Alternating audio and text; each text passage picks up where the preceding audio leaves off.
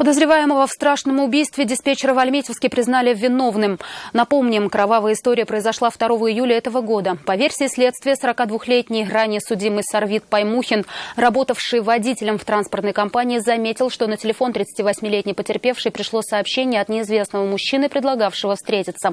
Тогда он стал требовать от подруги объяснений, но та этого делать не стала. Потерпев неудачу, нетрезвый мужчина сходил в автобус за ножом, а потом вернулся к женщине. Дверь в диспетчерскую была закрыта, в помещение он проник через окно. Нападавший ударил потерпевшую холодным оружием несколько раз по шее и животу.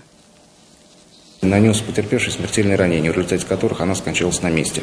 Приговором суда Паймухин признан виновным в совершении убийства, и ему назначено наказание в виде 9 лет лишения свободы в колонии строгого режима.